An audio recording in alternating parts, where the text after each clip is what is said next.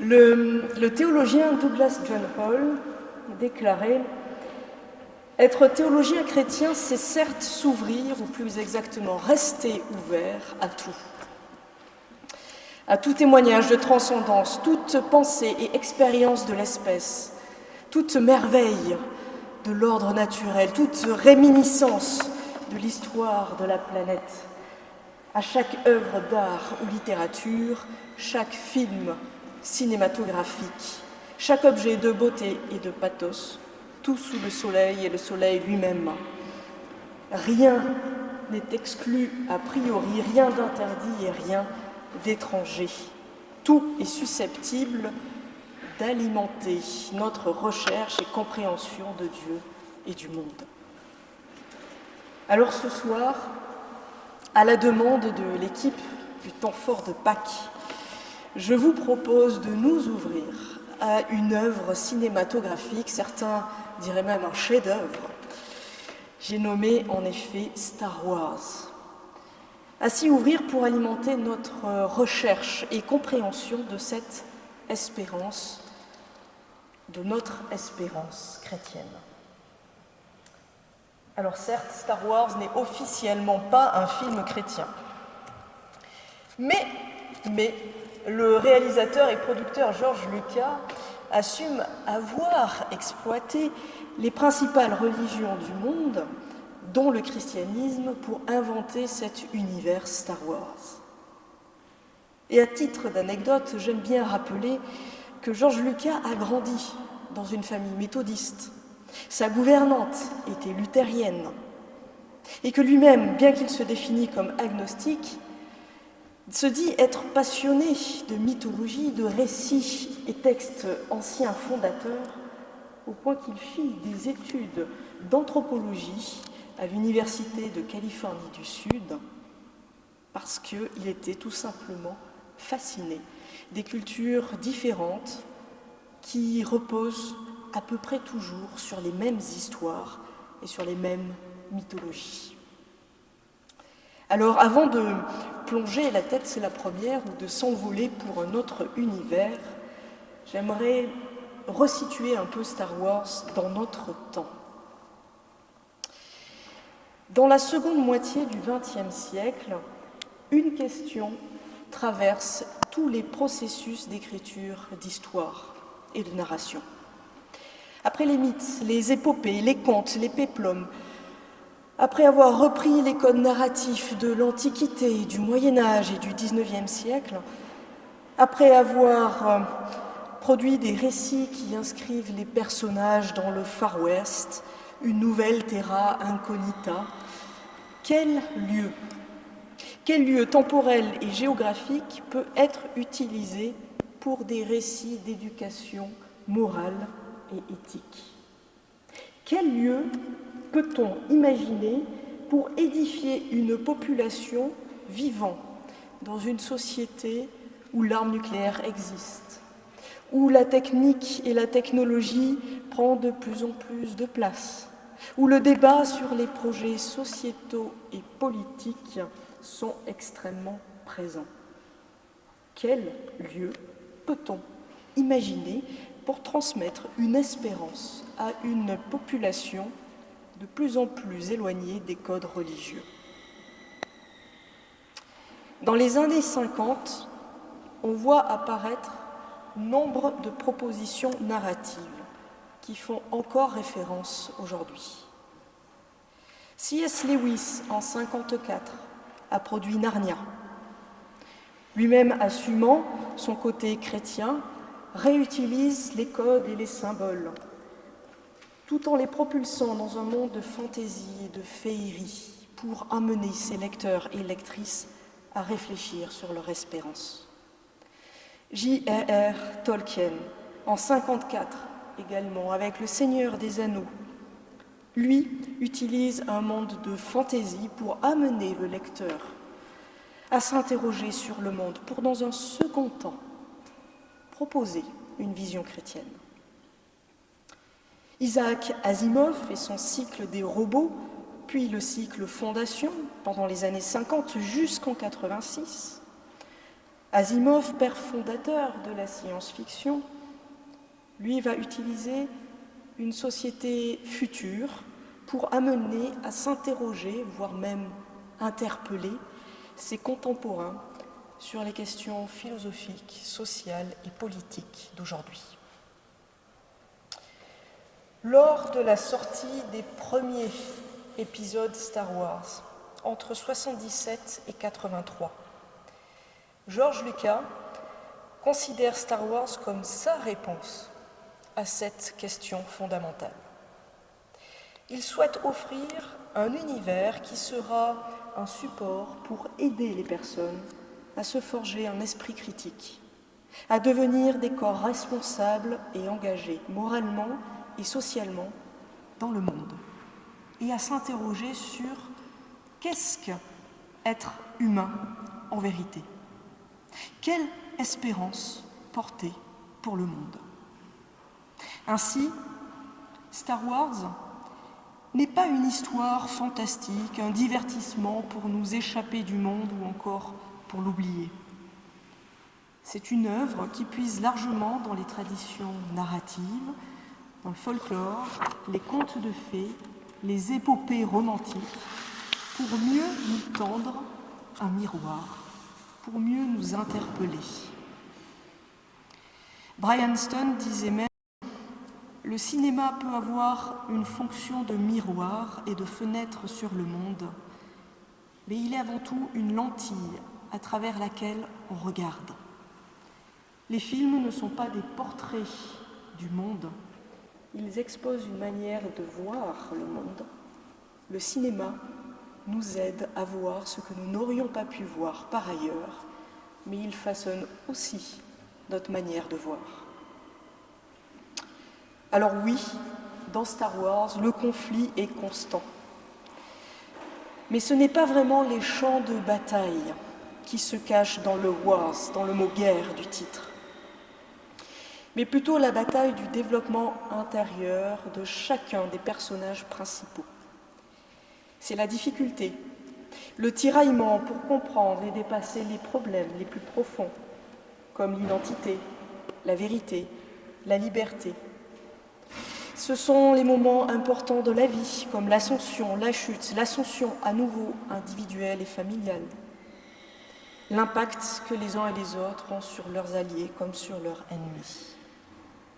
Star Wars, c'est avant tout un film, des films qui racontent une histoire tragique, une tragédie de courage et de rédemption. On y retrouve les thèmes de l'amour les uns pour les autres, la résistance au mal, la question de la foi, l'amitié, l'entraide, la nécessité de la communauté, l'importance de la responsabilité morale et éthique. Bref, finalement, un peu comme tous nos textes bibliques. Alors, ce préambule fait, prenons maintenant quelques minutes pour découvrir cet univers Star Wars, ou tout du moins, comment il est construit dans les 3 trilogies Star Wars. Et les grands fans m'en excuseront, en tout cas je l'espère. Pour cela, je vais utiliser la numérotation des épisodes telle qu'elle est faite aujourd'hui. L'épisode 1 étant la menace fantôme et l'ordre chronologique étant celui de la narration et non pas celui des sorties en salle. Voilà donc il y a bien longtemps dans une galaxie lointaine, très très lointaine, comme commencent les films.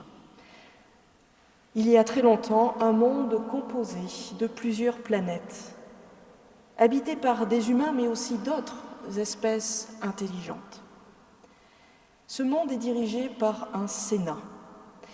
Il fonctionne de manière démocratique, à l'image de nos démocraties modernes, c'est-à-dire pour le meilleur comme pour le pire. Dans ce monde, il y a 2 ordres quasi religieux qui s'opposent. J'ai nommé les Jedi et les Sith. Leur point commun, c'est ce que l'on appelle la Force.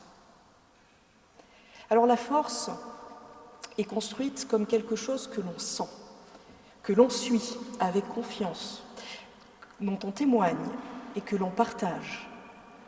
Elle semble avoir une volonté propre, elle s'exprime, d'autres diraient elle souffle où elle veut. Elle se donne à découvrir au fur et à mesure de l'apprentissage, de la méditation. Elle accorde un certain nombre de pouvoirs.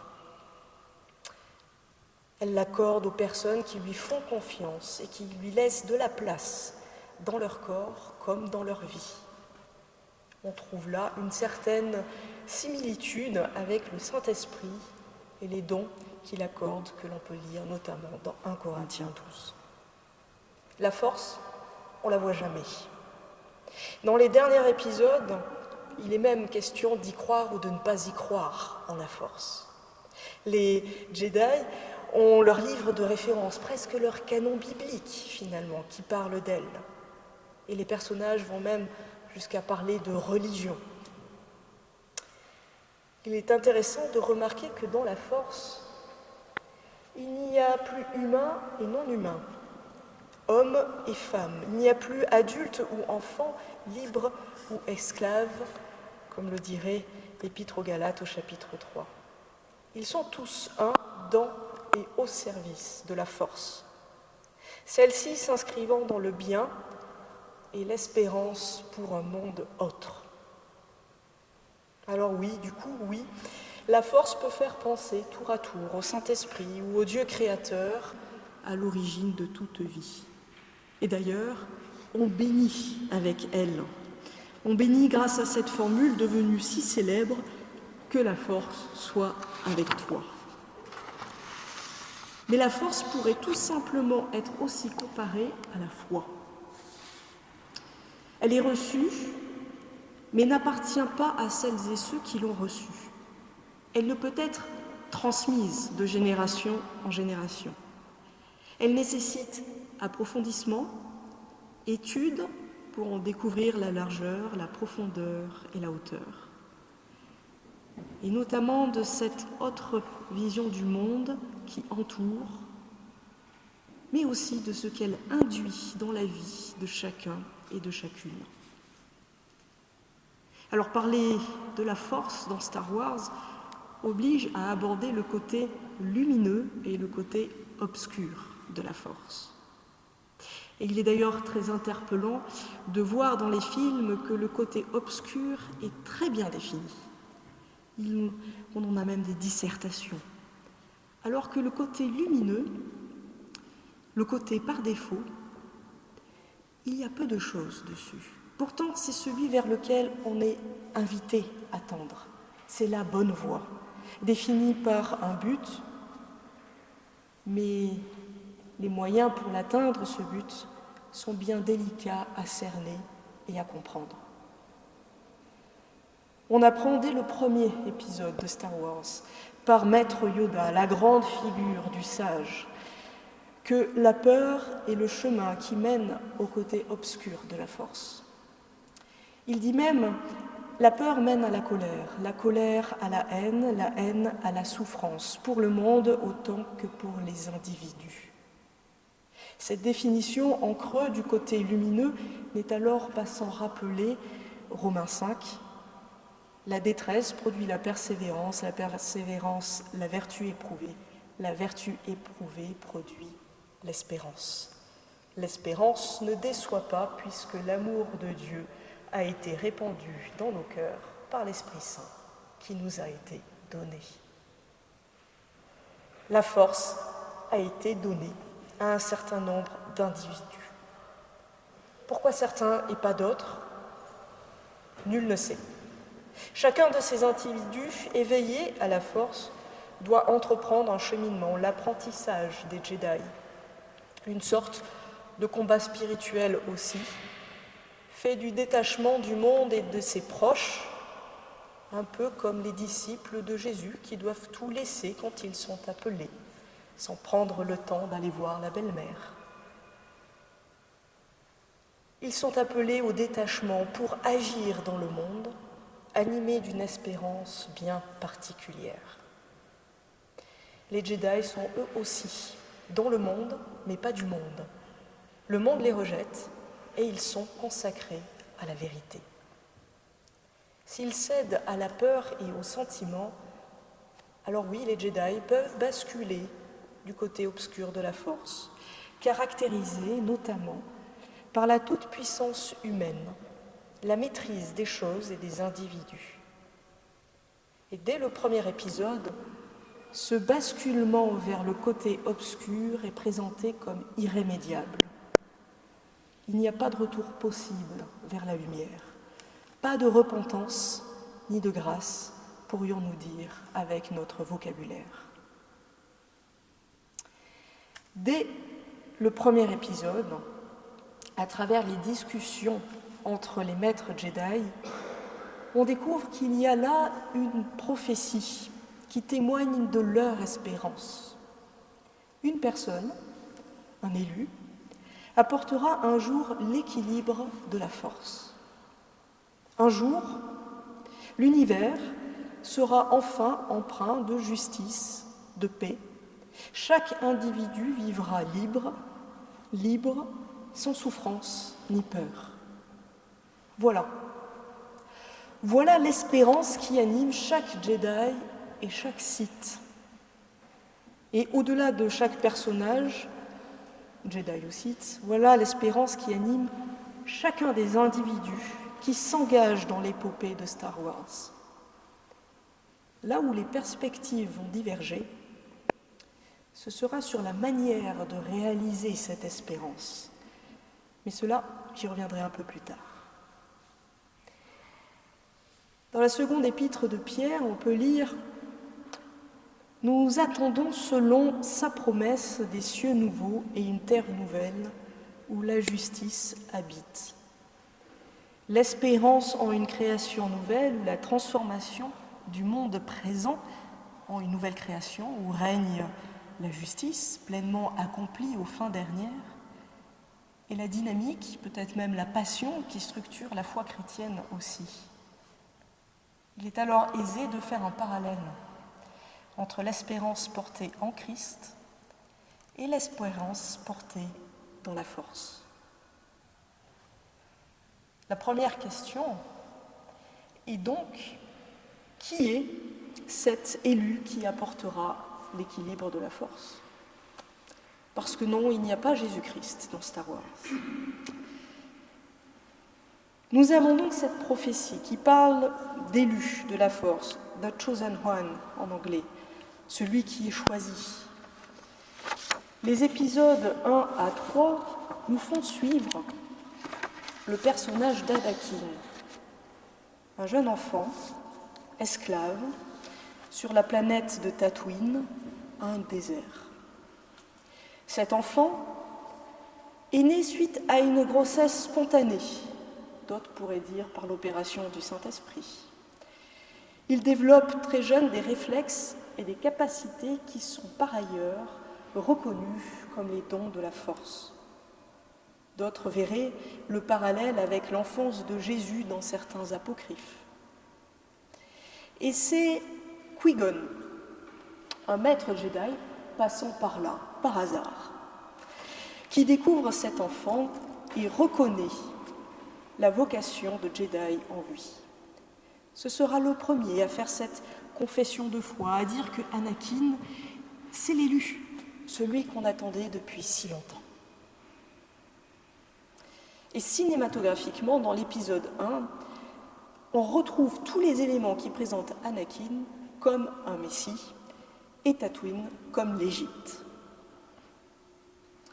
Qui-Gon amène Anakin au temple, le lieu où les jeunes Jedi se forment, où les sages et les anciens siègent pour être consultés, mais aussi pour prendre les décisions en commun sur comment s'engager au nom de la Force dans le monde, quel message apporter au monde. Bref, nous pourrions voir dans le temple des Jedi le temple de Jérusalem selon nos textes bibliques. Vous savez, ce fameux temple où un jeune enfant se retrouve à enseigner les sages. Ou alors on pourrait y voir tout simplement le lieu du discernement d'une Église, au moment où il est question aussi de reconnaissance de vocation et de reconnaissance de ministère. On assiste alors à un débat qui va être développé dans les épisodes 2 et 3. Comment cet enfant, qui a grandi si loin des institutions des Jedi, de leur doctrine, comment cet enfant peut-il être véritablement l'élu qu'ils attendaient? Là où les Jedi considèrent que la bonne voie à suivre pour la Force est celle du détachement envers ses proches et ses émotions, Anakin est présenté comme étant attaché à sa mère, comme ayant peur de perdre les personnes auxquelles il tient. Alors oui, il est bien loin des conceptions des Jedi, voire même son existence leur fait peur. Son existence est remise en question. Oui, parce que lui-même remet en question aussi toute la compréhension de la Force selon l'institution Jedi et donc toute leur espérance. Comment reconnaît-on l'élu, l'envoyé? Qui a l'autorité pour reconnaître celui-ci?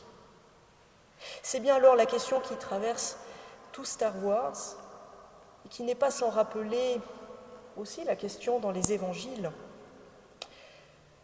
Tout le débat autour de l'identité de Jésus. Qui dites-vous que je suis? Et toute la tension palpable autour de qui a le droit de dire la véritable manière de s'engager pour l'espérance et qui n'a pas le droit au chapitre. L'amorce de la réalisation de l'espérance passe autant alors par la confession de foi d'un tiers que par l'engagement du concerné.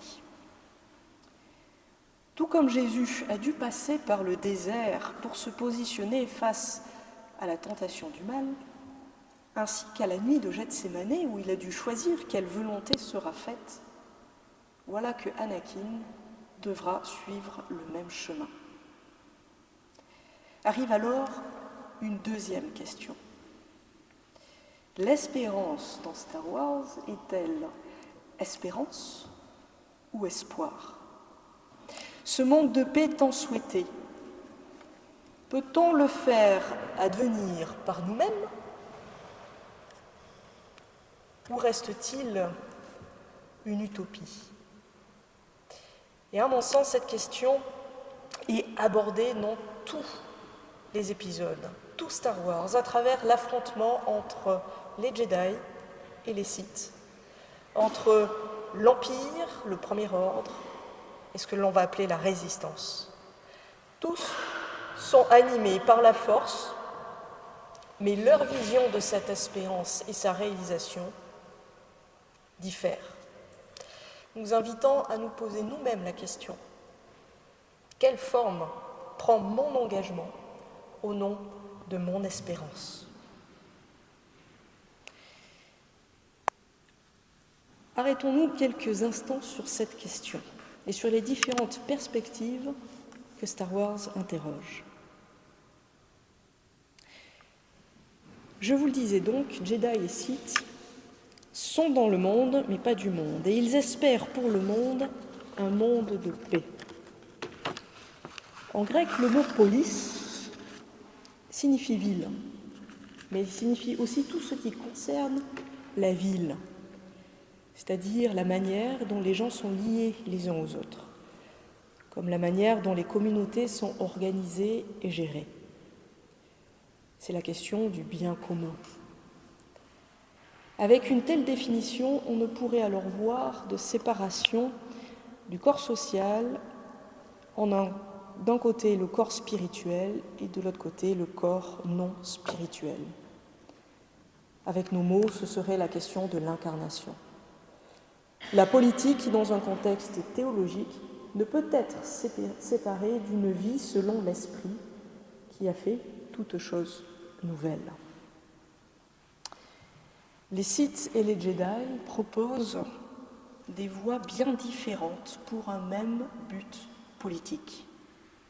Ils tentent d'influencer le Sénat, toujours au nom du bien commun, mais suivant leur vision. D'un côté, vous avez les Jedi et la résistance par la suite, qui sont l'illustration d'une théologie des deux règnes. Un règne temporel du monde, régi par la loi des peuples, un règne spirituel de l'Évangile, régi par la grâce. Ici, nous pourrions dire presque par la force, sur lequel ils n'ont pas de maîtrise. Les Jedi appartiennent aux deux règnes. Ils se soumettent aux institutions, même s'ils ne sont pas toujours d'accord avec leur orientation. Ils ne peuvent imposer leur vision et leur espérance au monde à ceux qui ne partagent pas leur espérance en la force. Et le monde, à travers le Sénat, ne cesse de les interpeller aussi, autant que les Jedi les interpellent. Jedi et membres de la Résistance incarnent un projet de société qui pourrait être, sans jamais être idéalisé non plus, celui de la démocratie diverse et inclusive. Leur démarche, à première vue, est empreinte de coopération. Leurs décisions sont collectives, sont prises après débat, et parfois même remises en question les uns les autres quand les décisions ne convainquent pas. Cela n'est pas sans rappeler parfois nos fonctionnements paroissiaux. D'un autre côté, les Sith illustrent, à mon sens, l'application extrême d'un premier usage de la loi. Persuadés que les populations ne pourront jamais évoluer d'elles-mêmes vers un monde de paix, les Sith souhaitent imposer leur vision au monde et leurs règles pour forcer la création du monde, ainsi par la force de leur poignée ou de leur sabre laser, le monde de paix arrivera enfin. Hors de leur vision, point de salut. C'est aussi, d'une certaine manière, la perspective de l'Empire romain à l'époque antique, ou encore la tentation actuelle de faire un État politique religieux, par exemple. Cette perspective induit un monde hiérarchique, tyrannique, voire avec une uniformité des individus, et cela nous est donné à voir, par des membres de l'Empire, tous habillés pareil quand il ne s'agit pas de clones, tout simplement. La différence entre Sith et Jedi n'est pas sur le pouvoir, mais sur l'approche et le degré dogmatique. Tous, j'insiste bien là-dessus, cherchent une manière efficace d'atteindre le bien et la paix. À l'intersection de ces deux perspectives, voilà que l'on retrouve Anakin. Il illustre le tiraillement de l'individu entre ces deux visions. Travaillé par la question du pourquoi le monde est ainsi, pourquoi l'injustice existe encore, il va interroger les deux camps et les confronte à leurs propres limites. Il ne cesse d'interroger intellectuellement sur ce qui est juste de faire ou pas face aux circonstances. Mettons alors en lumière la notion d'éthique circonstancielle et une éthique qui va être très proche du christianisme. Ou plutôt, on pourrait dire aussi, d'une éthique assez proche de celle que Jésus annonce dans les évangiles face aux pharisiens et aux scribes. La bascule se fait alors quand ce n'est plus l'intellect, mais les émotions qui vont prendre le dessus. À la mort de sa mère, alors que Anakin est amoureux et a épousé Padmé, chose que les Jedi n'ont strictement pas le droit de faire, il va tout mettre en œuvre, non plus pour le bien commun, mais pour ne pas perdre ses propres êtres chers. Ce n'est plus le bien qui va dicter ses actes. Ce n'est plus l'acceptation d'une certaine impuissance sur nos vies, mais la recherche de toute puissance sur la vie, qui annonce l'irrémédiable chute d'Anakin. Sa conversion dans la voie des Sith est visible. Avec un changement de nom, il va devenir l'illustre Dark Vador, un changement d'habit, un changement de maître. Finalement, contrairement à ce que Maître Yoda lui disait, la peur n'est pas cause de chute en soi. C'est la réaction face à la peur. Le refus d'Anakin d'accepter les limites posées à l'être humain crée non seulement son passage vers la force obscure, mais aussi exactement ce qu'il craint. Cela va produire la mort et l'injustice. Ce déplacement de la peur et son lien avec la force me semble nous interpeller aussi sur notre propre rapport à la peur. Aujourd'hui, le christianisme insiste beaucoup sur le fait qu'il ne faut pas avoir peur, mais confiance avec et en Dieu, balayant toute possibilité de voir la peur comme pouvant être un cadeau de l'espérance, comme vertu, pour reprendre Thomas d'Aquin. Nos textes bibliques mentionnent d'ailleurs une certaine forme de peur envers Dieu, une certaine forme de peur comme le début de la sagesse, comme dans les psaumes et dans les proverbes. C'est les fameux « craignant Dieu ». On utilise bien une terminologie de la peur pour signifier le respect envers Dieu, mais aussi cette acceptation de rester créature face au Créateur. De même, l'empire du mal dans Star Wars est né de la volonté du bien pour la République. On voit à travers les épisodes le mal grandir dans et à travers le bien, comme une distorsion qui préexistait dans le monde, comme une sorte de parasite. Cette première trilogie de Star Wars peut être aussi comprise comme une possible illustration de la doctrine du péché originel d'Augustin. Parce que Augustin décrivait le mal comme l'absence ou la privation du bien. Le mal en soi n'existe pas. L'ombre ne provient pas de la lumière, mais de l'absence de lumière. Les deux principes ne sont pas égaux ou parallèles, mais bien opposés. Pour Augustin, et d'une manière pour le protestantisme par la suite aussi, le bien et le mal n'existent pas en soi. Tout est question de but ou d'intention. Pourtant, nous naissons, grandissons, nous nous impliquons dans un monde, selon Augustin, empreint du péché, au sens où il est façonné, et nous aussi du coup, par toutes ces relations et tous ces systèmes qui ont déjà à un moment donné vrillé, qui ont déjà été impactés par une mauvaise intention. C'est l'effet domino, en quelque sorte. Cet effet domino, on le voit apparaître dans la première trilogie de Star Wars. Le Sénat glisse doucement vers la dictature des Sith. Il y aura même cette parole magnifique qui est « c'est ainsi que la République meurt sous les applaudissements ».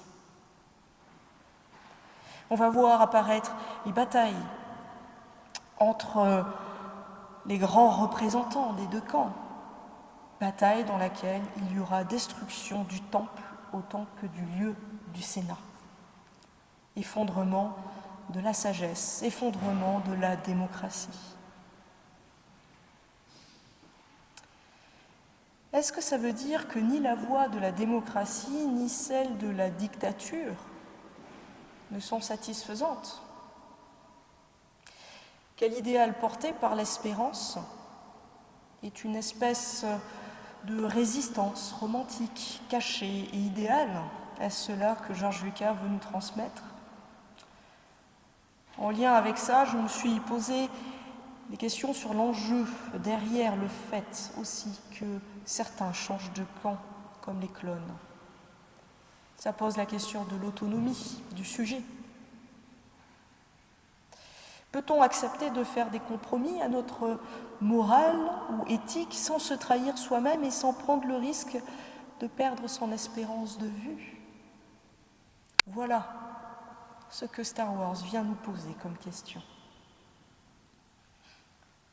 Et il me semble que c'est aussi, par ailleurs, une question qu'on peut se poser à notre propre foi.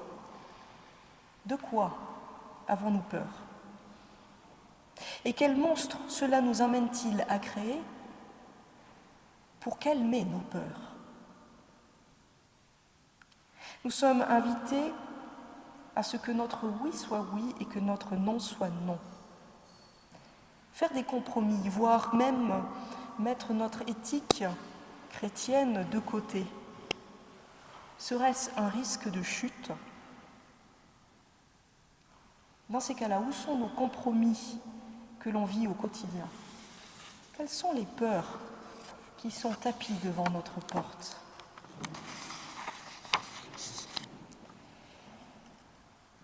Anakin devient donc Dark Vador. Drôle de messie, me direz-vous. Les Jedi doivent peut-être à ce moment-là jubiler, montrant ainsi que oui, Qui-Gon s'était bien trompé et que non, Anakin n'était pas le Messie tant attendu. Certainement peut-être à l'image de certains grands prêtres, scribes et pharisiens au Samedi Saint. Peut-être. La deuxième trilogie de Star Wars nous apporte alors une réinterprétation de cette fameuse prophétie dont je vous avais parlé. Et donc une réinterprétation de cette figure de l'élu, de la libération, ou plutôt de l'équilibre apporté par la force. Non, là non plus, comme dans les évangiles, non, le Messie ne sera pas politique. Et pour cela, je vais vous introduire de nouveaux personnages. Accrochez-vous. Anakin est donc devenu Dark Vador. La République s'est transformée de l'intérieur pour donner naissance à l'Empire. Des personnes animées par l'espérance en la force forment la résistance. Anakin était marié à Padmé, qui a donné naissance à deux jumeaux, Luke et Leia, Skywalker de leur nom. Padmé meurt en couche, les enfants sont séparés, confiés secrètement à deux familles distinctes, et ces deux enfants s'avèrent être eux aussi sensibles à la force. Ils sont donc initiés à la voie des Jedi. Luke et Leia vont développer cette espérance pour un autre monde, ce fameux monde de paix et de justice. Et pour eux, cette espérance est certes future, difficile à imaginer, mais possible par l'engagement des uns et des autres. Dans leur engagement, on retrouve alors encore cette fameuse recherche d'un élu, de celui ou celle qui apportera l'équilibre de la force. Leia enverra notamment un message disant à Obi-Wan Kenobi « Vous êtes mon seul espoir ». Malheureusement, lui-même meurt dans la bataille.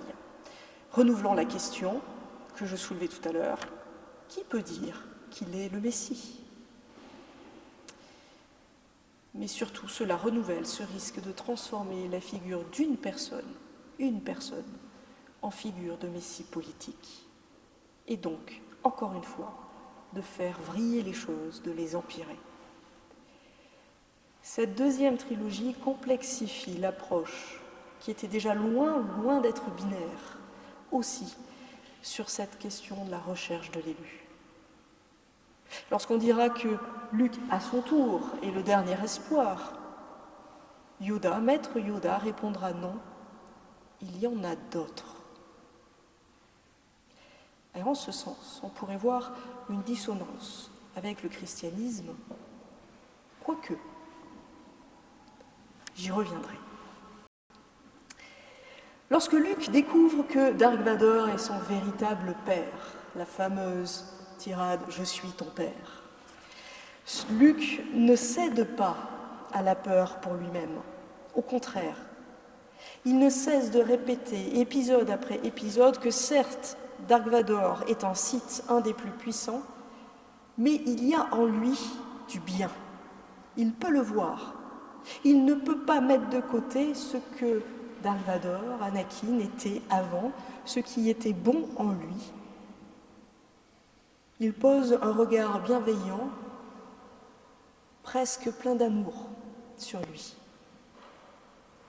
Et c'est ainsi qu'à la bataille finale de la deuxième trilogie, Luke ne cesse de refuser d'affronter son père par les armes, en bon Jedi qu'il est.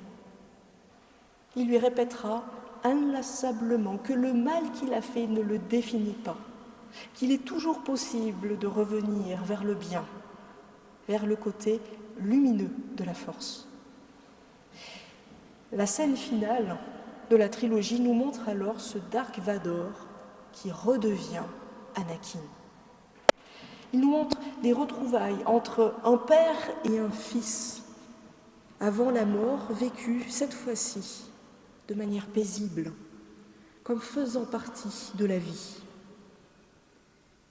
Finalement, Anakin était bien l'élu, celui qui apporterait l'équilibre de la force. Par sa mort, par son sacrifice, par sa descente aux enfers et son ascension, il n'y a plus de damnation éternelle. Tout est accompli une bonne fois pour toutes, pour reprendre Jean 19. Car c'est par la grâce que vous êtes sauvés par le moyen de la foi. Et cela ne vient pas de vous, c'est le don de Dieu, en Éphésiens 3. Voilà que Anakin est sauvé par le moyen de la foi en la force. Et cela en est un don. D'un côté, par la croix et la résurrection du Christ, un terme est mis au péché, à la mort. Le croyant et la communauté des croyants savent que leur vie est promise à un avenir, qu'ils obtiendront une plénitude, notamment lors de la révélation dernière du royaume de Dieu. De l'autre côté, le parcours de Anakin Dark Vador ouvre à une nouvelle vie. L'espérance de la force fait poser sur chaque individu un regard bienveillant. Même le pire des individus, comme Dark Vador, même le pire des individus devient capable du bien et peut être réconcilié avec lui-même.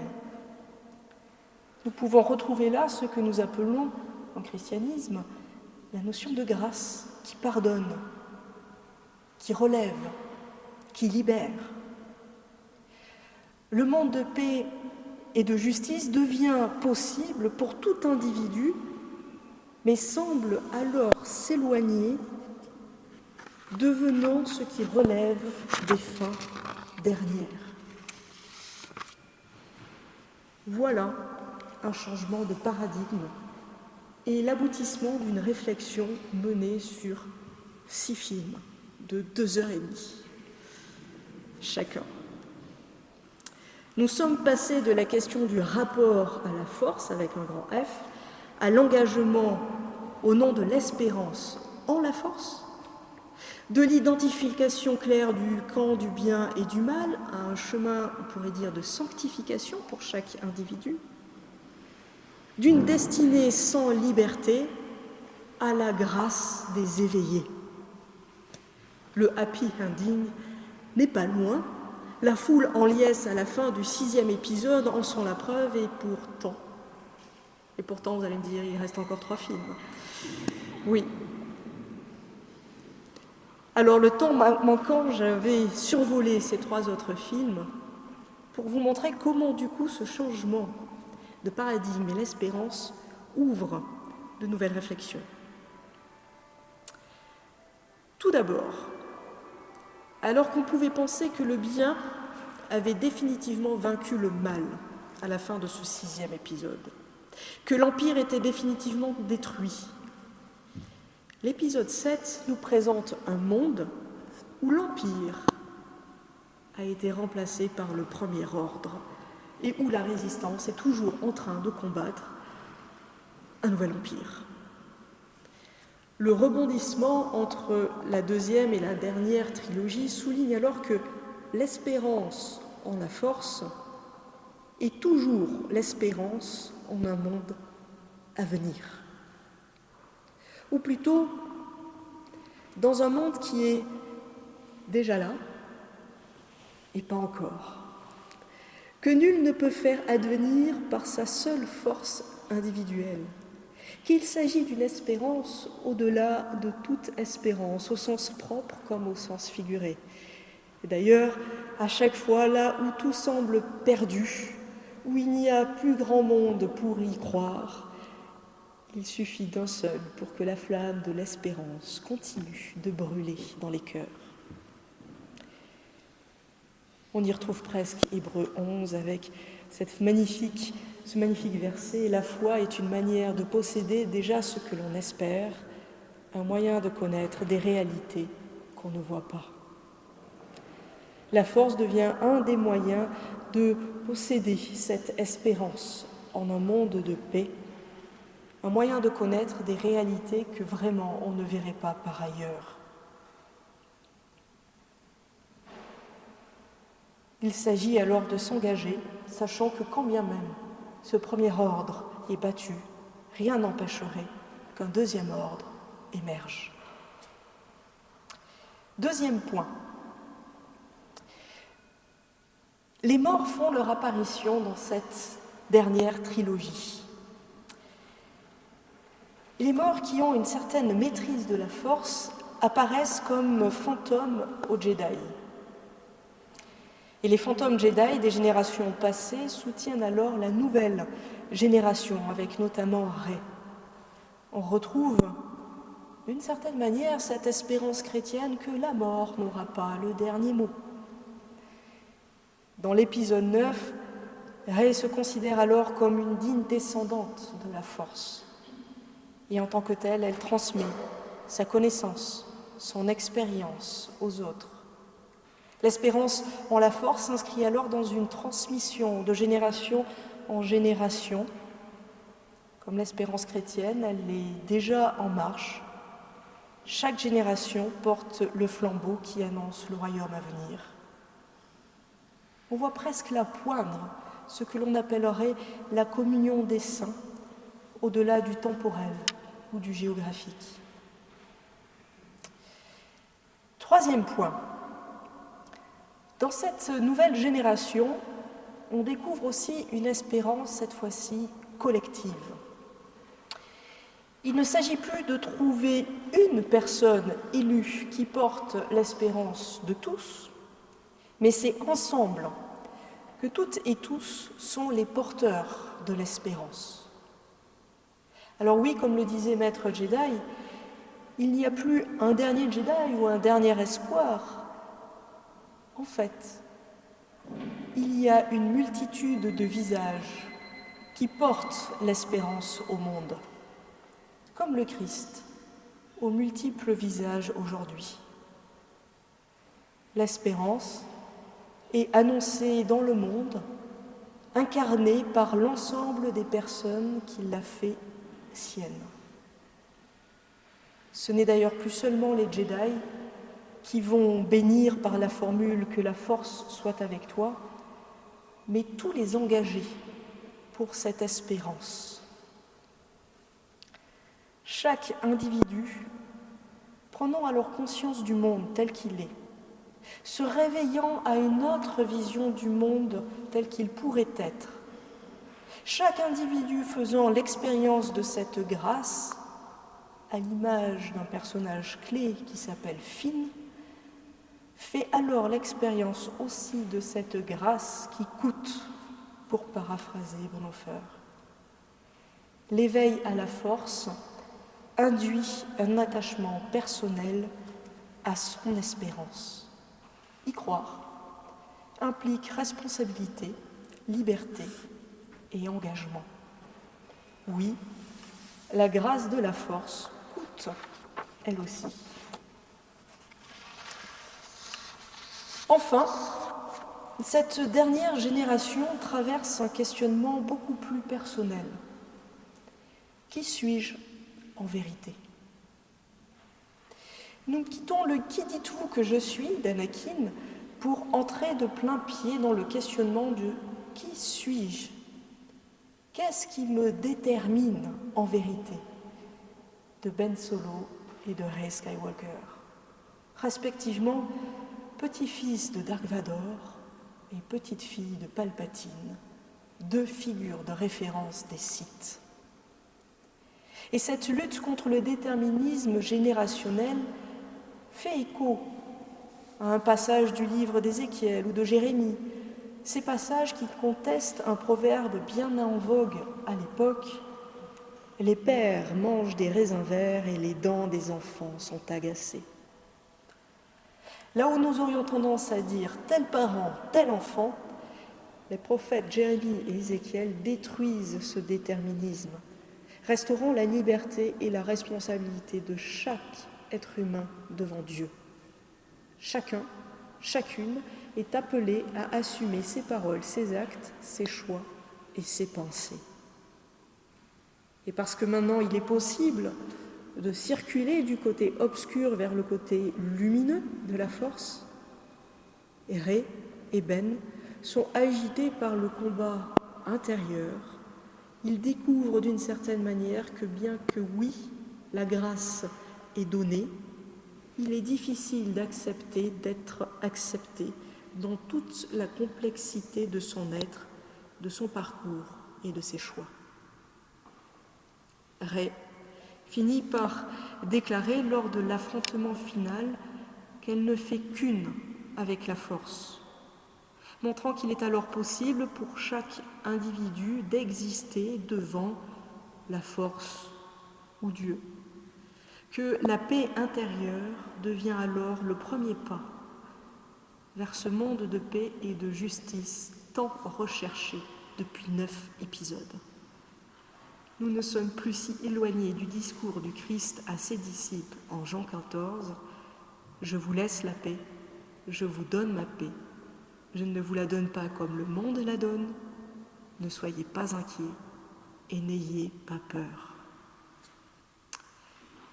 Voilà, chers amis, voilà quelques éléments de réflexion sur la force de l'espérance ou l'espérance en la force. Quelques éléments mis en parallèle avec la Bible et la foi chrétienne. Alors évidemment, c'est très rapide, ça mériterait d'être bien plus approfondi à l'image des kilomètres de rayonnage de littérature philosophique et théologique publiés sur Star Wars. Car oui, ce champ d'études au croisement de la théologie et de la culture populaire est foisonnant. Lewis et Tolkien en sauteraient de joie, tellement même des supports catéchétiques dans les églises parlent de ces cultures-là. Il permet la rencontre, le partage entre les générations qui ne sont plus reliées aujourd'hui par des connaissances bibliques.